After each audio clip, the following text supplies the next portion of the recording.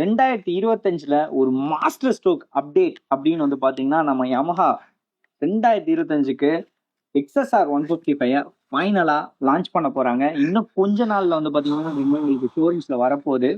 அதுவும் குறிப்பா மலேசியா, தாய்லாந்துல என்ன குவாலிட்டியில கிடைக்குதோ அதே குவாலிட்டியில வந்து இப்பவுமே இதை போய் நான் ஸ்டேட்டஸ் வைக்கிறேன், மை ட்ரீம் பைக் அப்படின்னு. அவனே வியூஸ்க்காக 2017 இதே டாபிக்கை பேசிக்கிட்டு இருக்கான்டா. நீ இன்னும் நம்பிட்டு இருக்க 2025 வந்துருச்சு, இன்னும் அந்த எக்ஸர் இருக்கா. நீயும் என்ன பண்ற, அவனுக்கு லைக் பண்ணி அது எல்லாம் சப்ஸ்கிரைப் வேற பண்ணி வச்சிருக்க. நீ வெயிட் பண்ணு. அடுத்து ஏதோ ஒரு ஸ்பெஷல் நியூஸ் அவர் தான் அனுப்பியிருக்காரு. இதை நான் ப்ளே பண்ணி பாருங்க. ப்ளே.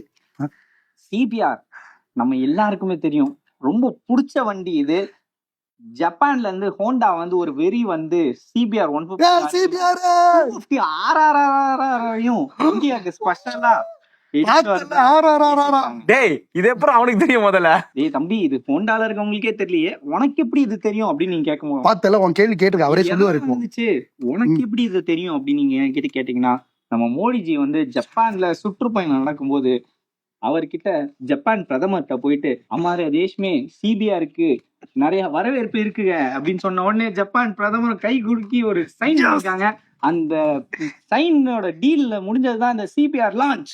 பார்த்தல பாரு இந்தியாவுக்கு எவ்வளவு பெரிய பெருமை. ஒரு 4 பேர் சுத்திக்கிட்டு இருக்கானுங்க, இப்படி பண்ணாங்க அப்படி பண்ணாங்கன்னு இன்னும் பல வருஷமா அந்த வண்டியை நம்பிட்டு இருக்கானுங்களா. நீங்க தாண்டா அதுக்கு காரணம். அவன் அடிக்க கூடாதுடா, இந்த வியூவர்ஸ் தானே அவங்களை போட்டு பழகினாங்க.